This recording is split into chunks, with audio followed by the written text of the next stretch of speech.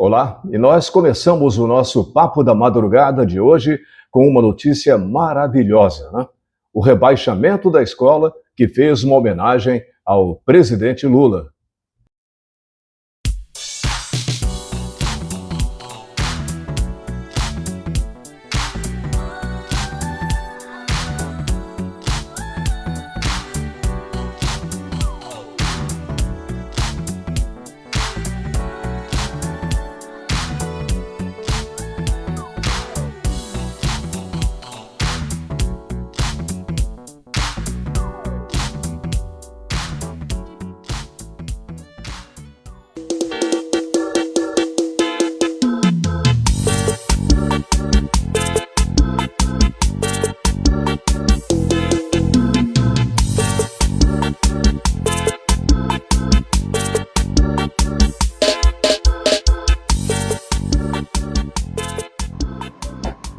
Boa noite, Marcelo Campos, tudo bem com você? Fechamos o carnaval, né, com chave de ouro, hein? Verdade, verdade. Boa noite, Ronaldo, e boa noite para você que acompanha o nosso Papo da Madrugada. Olha, o que aconteceu na Sapucaí pode ir muito além de uma simples homenagem ou de uma tentativa aí de ganhar votos. Na avaliação de muitos analistas aí, o efeito eleitoral foi muito negativo, viu? Então a pergunta é, qual foi o objetivo disso tudo aí? Acho que a mensagem que ficou clara para muita gente foi outra, é que determinadas forças políticas podem avançar, testar limites e agir sem medo de nenhuma consequência, enquanto os opositores estão enfrentando investigações, restrições e uma pressão que é constante, né? Quando a percepção de parte da população passa a ser de 2 pesos e 2 medidas, o problema deixa de ser eleitoral e passa a ser institucional. Em qualquer democracia, os votos são importantes, mas a confiança nas regras do jogo importa muito mais. O que a gente viu aí na Sapucaí acabou reforçando um sentimento que eu diria para você que é perigoso. O de que o poder não está apenas disputando apoio, mas está demonstrando força. E quando a política começa a aparecer mais demonstração de força, de controle do que busca por convencimento, aí o sinal de alerta acende, né? Verdade, Marcelo. Quando se trata da esquerda, né, tudo pode, né? Mas eu achei um vídeo, Ronaldo, que faz aí uma retrospectiva de tudo que aconteceu com o ex-presidente Jair Bolsonaro. E aí, rapaz, a gente entende o que está acontecendo com o Brasil. E também com essa justiça aí que só pensa na sua própria blindagem. Dá uma olhada.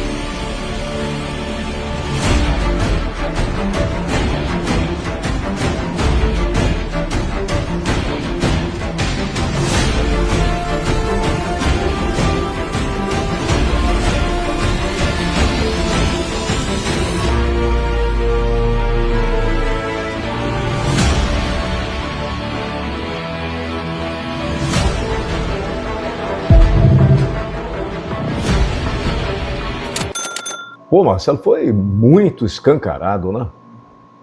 Pô. Mas foi mesmo, né? Tudo muito escancarado. Olha, em uma democracia, o ponto central não é se a decisão vai atingir A ou B, mas é se as regras estão sendo aplicadas com coerência, com transparência e, sobretudo, com base legal, né? Quando parte da sociedade percebe que tem um tratamento diferente entre líderes políticos, o resultado aí é a perda de confiança nas instituições. E é isso que é grave mesmo, independentemente da posição ideológica. O que a gente tem visto aí são ações duras ou desproporcionais da Justiça Eleitoral e do Supremo Tribunal Federal. E aí sempre aparecem os apoiadores do governo argumentando que essas medidas contra o ex-presidente Bolsonaro foram tomadas com base em investigações, decisões colegiadas e na legislação eleitoral. A gente só não sabe em que país esses caras estão vivendo, né? E por outro lado, a imprensa sempre apoiou tudo que era contra o Bolsonaro. O problema surge quando a percepção pública passa a ser de 2 pesos e 2 medidas, né? Mesmo que juridicamente existam aí diferenças entre os casos. Você vê, né, que essa sensação de seletividade está gerando um desgaste institucional. E eu digo mais, tem outro efeito, ele aumenta a polarização. O que se pode dizer, portanto, é o seguinte, viu? Se a lei é rigorosa para uns e aparentemente mais flexível para outros, o sistema é que tem que explicar melhor as suas decisões, né? A justiça não precisa apenas ser feita, ela precisa parecer justa. Sem essa percepção de equilíbrio, o debate deixa de ser jurídico e vai ser exclusivamente político. E isso enfraquece a credibilidade na justiça e a estabilidade democrática que eles dizem tanto defender, né? Olha, eu tenho aqui um vídeo que ilustra bem tudo isso que você disse, Marcelo. O traficante condenado, né, a mais de 120 anos foi liberado com tornozeleira eletrônica, quebrou o equipamento e fugiu. Mensagens trocadas entre assessores do desembargador que liberou o traficante falam em negócio errado, né, e gambiarra. E você viu aí a punição sofrida pelo desembargador que protagonizou aí esse absurdo, né? Aposentadoria compulsória com manutenção do salário. Isso é uma vergonha, Cara, rapaz. é insuportável, é uma vergonha, né? Mas a velha imprensa, que sempre apoiou essas ações, agora está com medinho. Mas agora é tarde, né? A Globo legitimou os abusos de Moraes até virar o próximo alvo, né? Olha, a Globo News aplaudiu todos os absurdos praticados pelo judiciário, apoiando a perseguição e a destruição da legalidade no Brasil. Agora eles estão com medo dessa perseguição que está batendo na porta deles, né? Quero ver, cadê o deboche, cadê aquelas risadas, né? Eles alimentaram o monstro. E agora? Mas não são apenas os jornalistas que estão com medo, Marcelo. Essa que eu vou te contar agora é inacreditável, né? Os ministros do Supremo também estão morrendo de medo. Do Alexandre de Moraes, claro, sempre ele. Olha aí a publicação da Bárbara do canal Te Atualizei, mostrando nota do colunista Lauro Jardim. Ministros estão com medo do Alexandre pegar as informações da Receita e montar dossiês contra os próprios ministros. Meu Deus, caramba! Olha, Ronaldo, se o colunista muito bem informado, como é o caso aí do Lauro Jardim, relata que os ministros estão preocupados com o possível de uso de dados fiscais para montagem de dossiês contra eles, aí o problema central não é só o conteúdo da afirmação, né? Mas é o clima institucional que ele está revelando. Quando integrantes da mais alta corte aí do país passam a desconfiar um dos outros, o sinal é de uma tensão interna muito grande e um desgaste institucional, rapaz, que eu acho que ninguém nunca viu na história do Supremo. O ponto mais preocupante não é a acusação em si, né, mas o que ela está sugerindo. Se há medo, desconfiança ou disputa interna dentro do Supremo, isso está fragilizando a cada dia a imagem da instituição diante da sociedade. Olha, eu nem sei o que pode mais fragilizar a imagem do STF, né? Porque para mim esse tribunal já implodiu faz tempo. Mas eu vou te dizer uma coisa.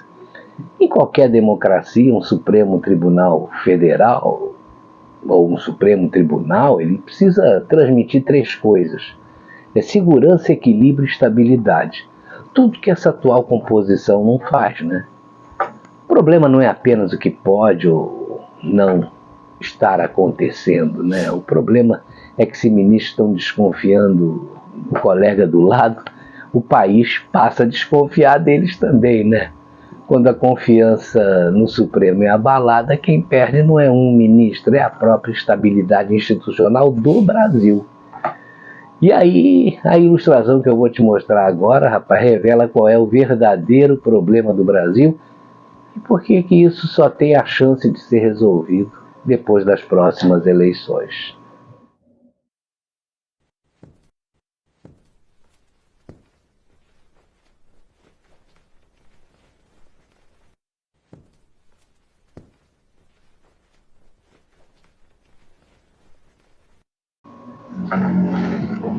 É isso aí, Marcelo. Uma imagem diz muita coisa, né?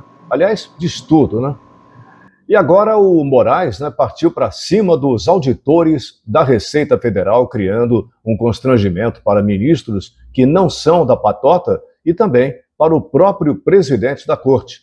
E é por isso que o jornalista Cláudio Dantas diz que Alexandre de Moraes tem que ser afastado imediatamente do Supremo.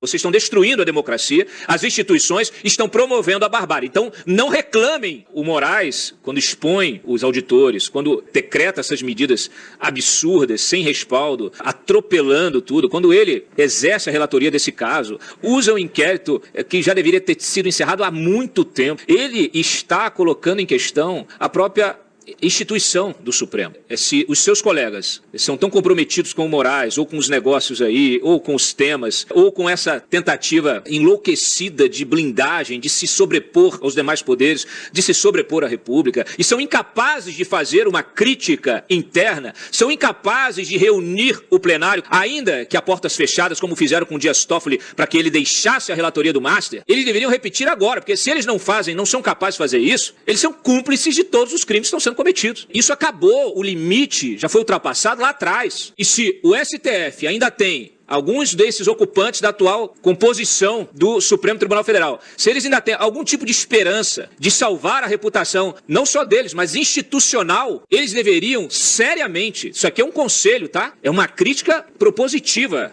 deveriam seriamente discutir uma reunião sigilosa igual a do Master, para que o Moraes seja afastado da relatoria desse inquérito. E o próximo que seja sorteado, encerre esse inquérito. Se vocês querem exercer a autorregulação das suas atividades, a autocontenção, a autofiscalização, viu, Fachin? Aquela conversinha de código de conduta, eu não quero saber de palavras colocadas bonitas num papel, num arquivo. Eu quero saber de ação. Palavras de vocês são ao vento. O mínimo que vocês deveriam fazer agora é, no seu corporativismo, usem o corporativismo, exigir que o Alexandre de Moraes se afaste da relatoria do inquérito das fake news para que o próximo relator encerre essa infâmia. É uma bolha assassina, está assassinando, está matando a própria instituição STF e a República como um todo. Quando você acaba com o sistema jurídico, com a justiça do país, quando você acaba com a reputação da justiça do país, quando as pessoas não acreditam mais na justiça de um país, o que sobra é selva, é selvageria, é a barbárie. Vocês estão destruindo a democracia, as instituições estão promovendo a barbárie. Então, não reclamem e parem de querer censurar quem fala de, vamos nepalizar, não sei o quê, mas não reclamem quando as pessoas perdem o seu limite de crítica e passam para algum tipo de ação de violência. Por quê? Porque você não consegue conter a sociedade com injustiça. Você não consegue conter a sociedade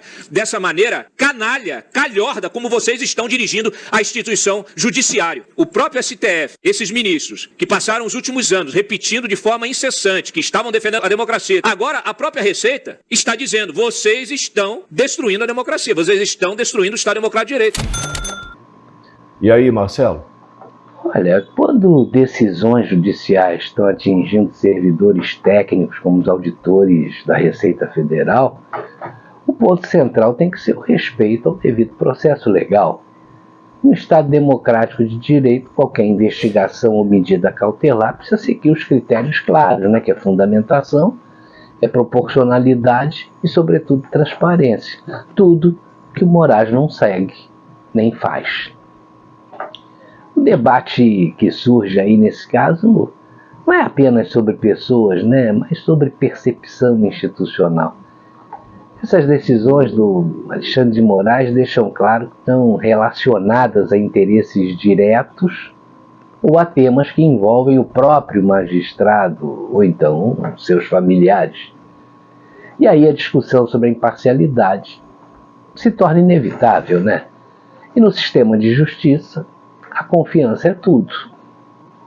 Agora tem um outro fator que alimenta a controvérsia, né? Que é a falta de explicações públicas sobre temas que geraram aí questionamentos, como esse contrato amplamente noticiado aí envolvendo o escritório da esposa do ministro.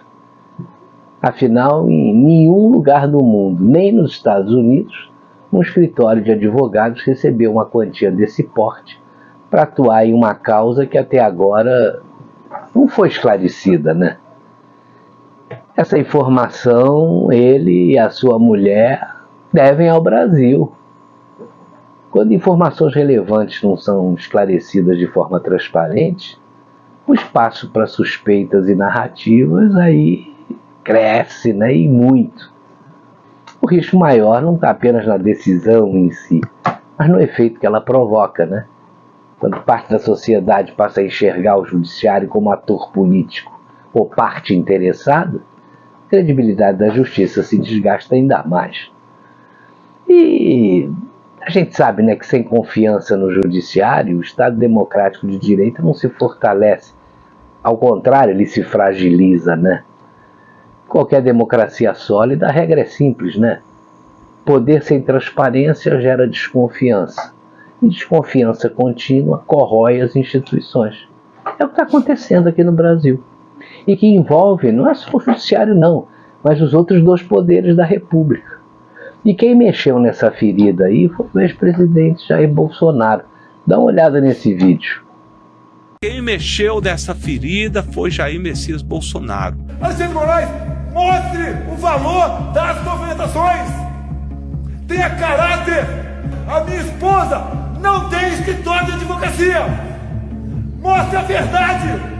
E agradecer a uma pessoa que está sendo injustiçada, presa indevidamente, condenada há vários anos por crime que não cometeu, nem aqui no Brasil tá, Jair Messias Bolsonaro. Bolsonaro foi que mexeu nessa ferida. Até o governo do Bolsonaro, esse pessoal vivia na impunidade. Eles faziam o diabo e não dava nada. E ai de quem falasse contra.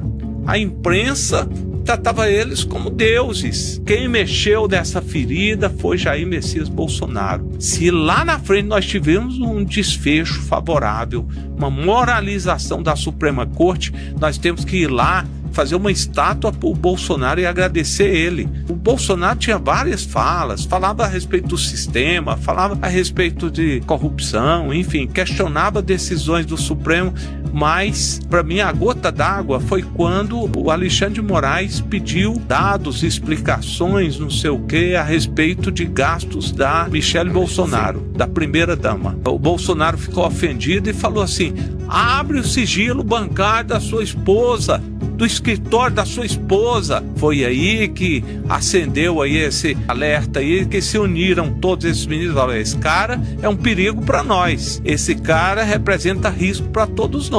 Se nós não dermos um jeito nele, o tornarmos inelegível, tirar ele da parada, todos nós vamos sofrer. E aí se uniram e virou essa caça às bruxas aí, e acabou culminando aí com a prisão e quase morte aí do presidente Bolsonaro. Então, assim, a gente tem que agradecer muito ao Bolsonaro, porque foi ele que começou a mexer nessa ferida. Desde que assumiu a presidência da República, começou a se contrapor, começou a apontar de forma indireta, e hoje a gente entende que realmente ele tinha razão. O Bolsonaro já saiu do poder, já está lá sendo torturado, mas o legado dele continua. A gestão do Bolsonaro continua surtindo efeito. Tudo isso que nós estamos vendo, se a gente tiver que agradecer alguém, vamos agradecer a Bolsonaro. As pessoas ficam aí agradecendo um ou outro, ou confiando em um e outro, esquece de dar crédito a quem merece crédito de verdade, de reverenciar quem começou todo esse processo aqui, que hoje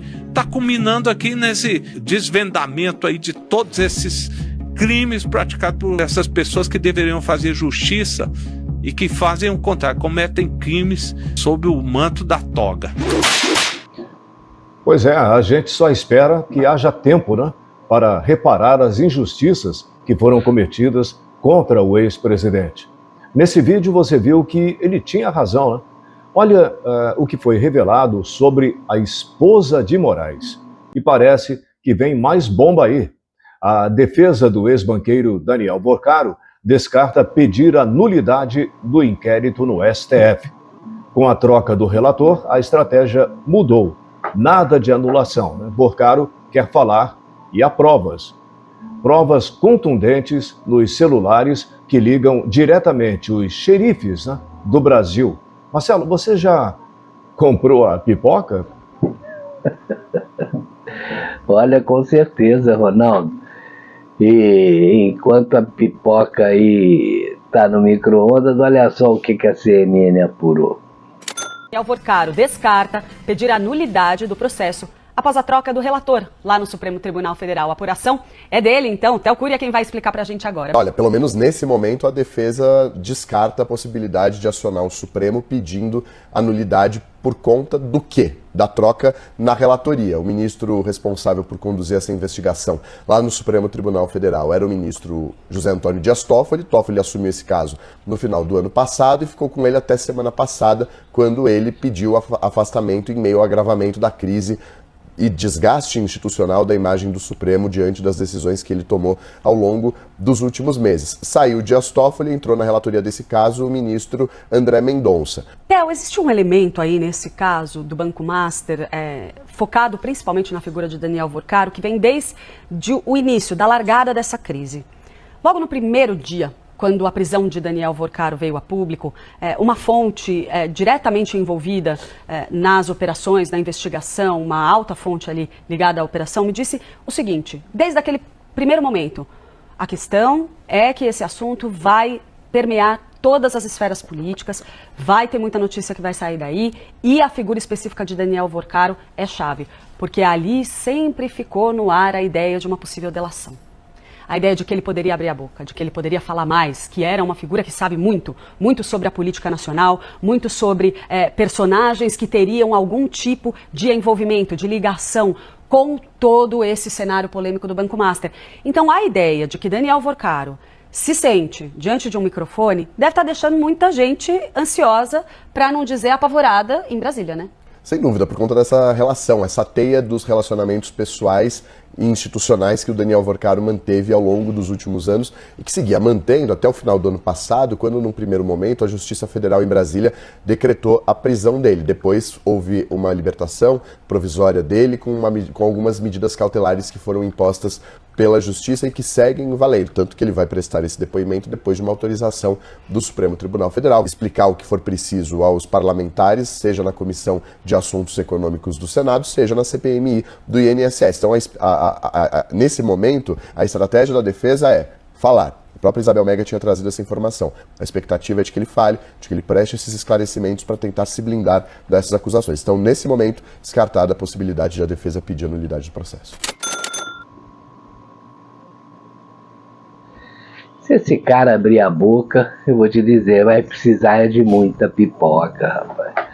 Num país onde um ministro do Supremo faz o que quer, onde os presidentes da Câmara e do Senado são omissos e têm rabos presos, né? Onde o governo está sempre envolvido em escândalos cabulosos, onde o presidente da República afronta a justiça eleitoral, fazendo campanha antecipada, como a gente viu nesse carnaval, onde um ex-governador que assaltou os cofres públicos foi condenado também a mais de 400 anos de prisão, está solto fazendo live nas redes sociais. E tem também o seu aliado, né, o prefeito da cidade do Rio de Janeiro, Eduardo Paes, que andou desdenhando aí dos deficientes visuais, como você está vendo aí nesse vídeo. Olha, ou se passa o Brasil a limpo, esse país não vai ter mais jeito. Vai ser o antro da corrupção e da bandidagem, né? E grandes empresas, né, estão conscientes de que vai ser muito difícil, né, consertar esse país, tanto que já estão fugindo do Brasil. Veja o caso da Riachuelo.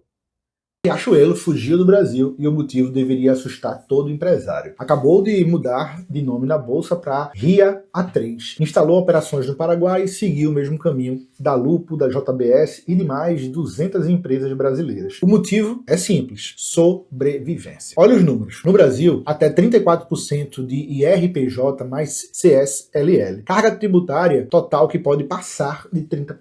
Energia cara, burocracia infinita. Já no Paraguai, 10% de IRPJ, 10% de RPF, 10% de IVA. Energia 70% mais barata, mão de obra 30% mais barata. E a Lei Maquila, imposto único de 1% sobre exportação. A CEO da Lupo, Liliana Alfiero, disse na cara: não é que a Lupo foi para o Paraguai, o Brasil que empurrou a gente para o Paraguai. De cada 10 empresas no regime Maquila do Paraguai, 7 são brasileiras. Eram 40 em 2015 e hoje são mais de 200. Resultado, produzem lá por 30% a menos. Vendem aqui pelo mesmo preço. Margem maior, competitividade real. E aí, qual é o recado? Você não pode mudar de país, mas pode parar de ser engolido pelo custo. Revisa teu custo fixo. Entende a carga tributária do teu negócio. Negocia com o fornecedor. Busca incentivo fiscal no teu estado. Porque enquanto o gigante foge, o pequeno fica e paga a conta mais cara. Meu nome é Leonardo Leão e eu analiso o que está por trás das manchetes de negócios que ninguém te conta. Me segue. A verdade é uma só. O Brasil expulsa quem quer empreender. Se gigante precisa fugir, imagina você. Ajusta agora e evita aprender do jeito mais caro. Concorda? Manda aí pro teu amigo empresário que precisa ouvir isso de todo jeito.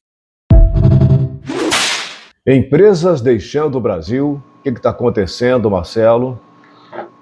A saída recente de empresas do Brasil, muitas delas migrando aí para o Paraguai, não é um movimento isolado e muito menos ideológico. É, acima de tudo, uma decisão de sobrevivência econômica. O principal fator é o chamado custo Brasil, né? Porque produzir aqui ficou caro e complexo. Você vê que as empresas enfrentam uma carga tributária enorme e, além de elevada, ela é confusa, né?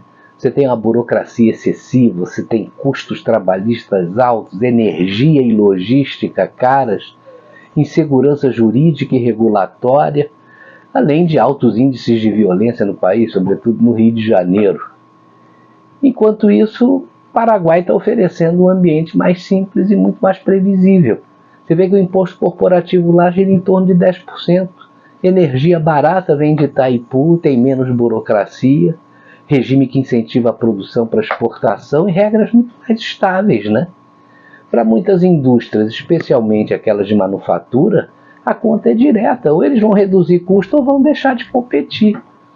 E quando a sobrevivência está em jogo, a mudança de país vira uma decisão estratégica. O problema é o efeito em cadeia para o Brasil. A lista é grande, olha só. Você tem perda de emprego, redução da arrecadação, desindustrialização gradual, menor competitividade internacional. Tem outro ponto crítico, que é a previsibilidade, né? O empresário não precisa apenas de incentivo, eventualmente. Ele precisa saber quais são as regras amanhã. As mudanças frequentes em tributos, as decisões judiciais, como a gente está vendo aí, com impacto econômico e aumento da intervenção estatal, aumentam aí qualquer percepção de risco. É importante a gente destacar que as empresas não migram por preferência política, elas estão migrando por margem, por segurança e por previsibilidade. Se o movimento continuar, rapaz, o Brasil corre o risco de perder não apenas as empresas, mas cadeias produtivas inteiras.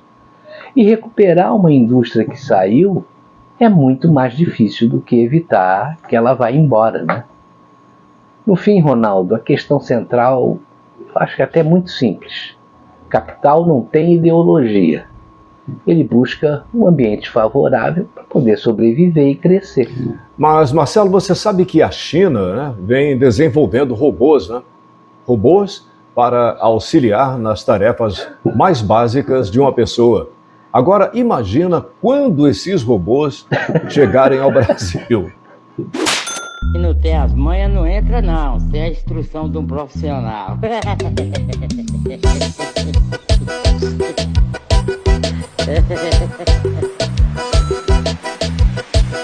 Se não tem tem as manhas, não entra não, sem a instrução de um profissional.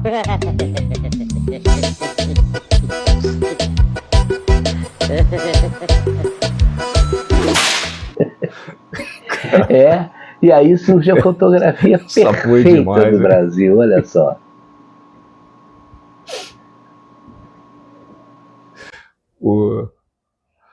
Pois é, do jeito que as coisas estão, nós vamos acabar mudando o nome do país para Togaquistão.